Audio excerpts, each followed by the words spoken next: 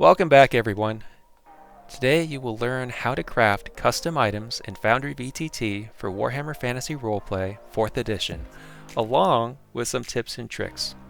The first step to world building is learning where you can create trappings, which is what Warhammer calls items. Go to the top right, click on the Items tab, click on Create Item. Now you can select what type of item you want to create. Let me give you an example. Let's say you want to create a set of custom chainmail. Select the type as armor, give it a name,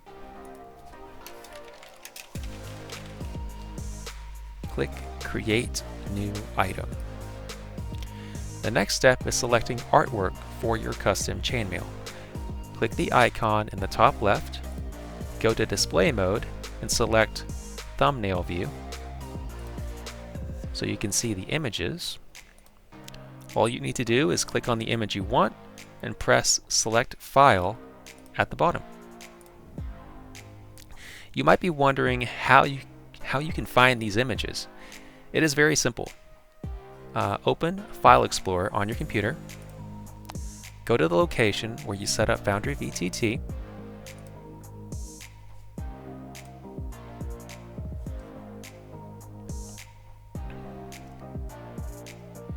click on the data file, then create a folder to store all your art.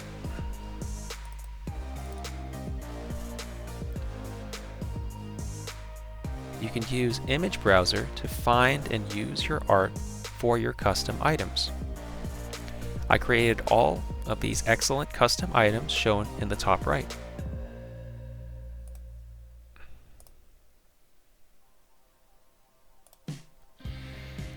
Here's my recommendation.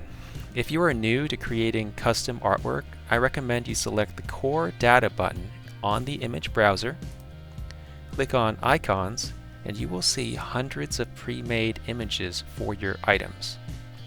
Here are a few examples.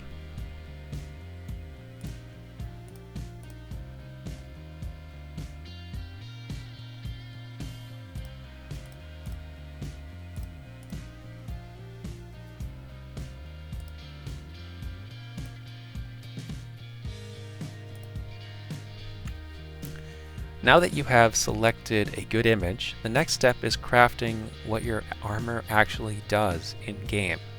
Quantity tells us the number of items in the trapping. For example, Plate Helm has 1 and arrows have 12.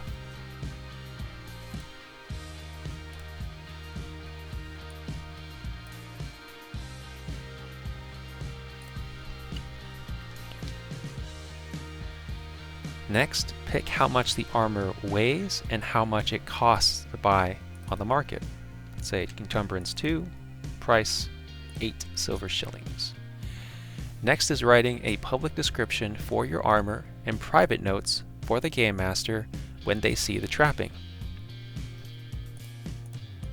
So, public and private.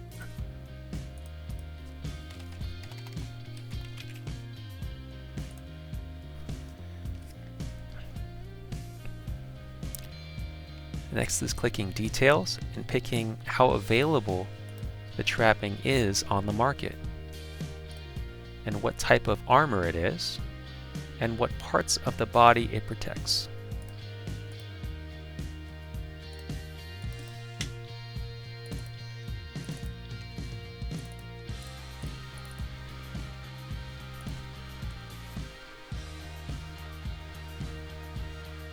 Next step is determining if your armor decreases any of your skills. For example, the Plate Helm makes it harder to see, so it decreases perception by 20.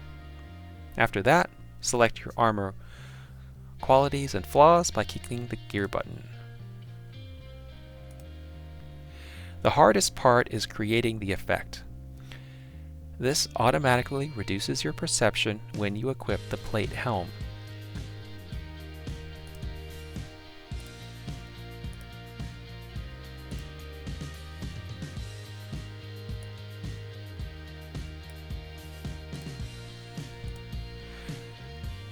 This should be the basics to create custom armor. Let's do a custom weapon next.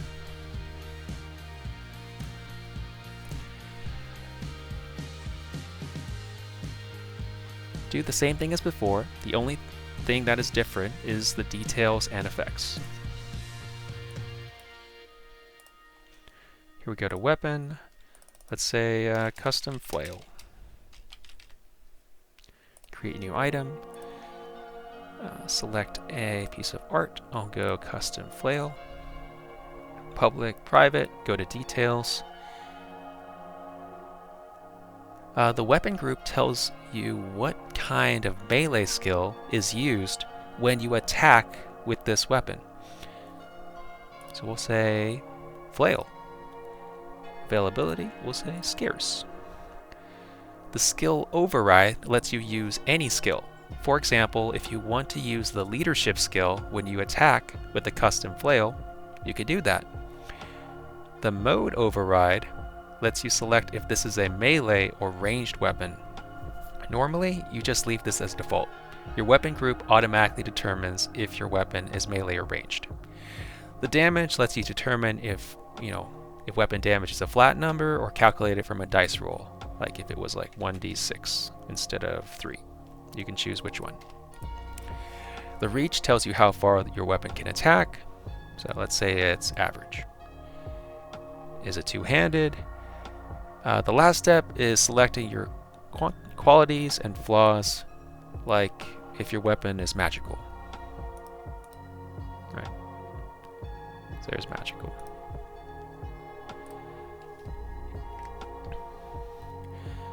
The special part at the bottom is just adding a custom quality or flaw that isn't built into the base game. For example, maybe you have a magical item that improves your willpower by +5. So go to Effects, click on the plus button, click on Details, and select Equip Transfer.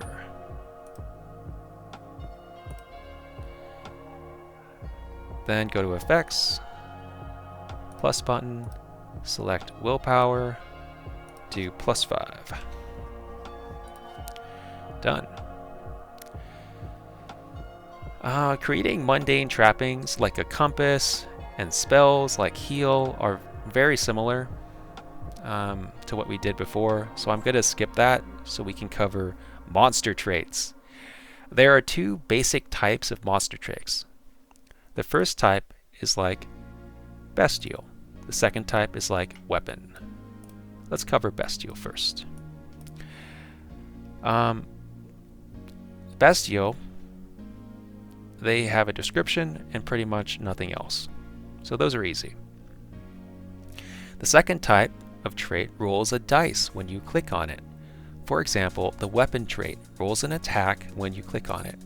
The roll characteristic and skill and difficulty tells you what you roll. If it does damage, then you can pick how much and what characteristic adds a bonus to the damage. If you want to roll a dice for damage, pick that, but I prefer damage to be a set value most of the time. So here's dice roll. You can do 1d6 or you can just do 4.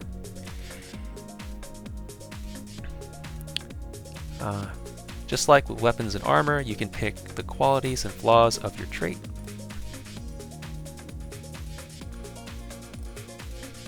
Yeah, some of them are not applicable. Thank you very much for joining us to learn how to craft custom items in Warhammer Fantasy Roleplay 4th edition.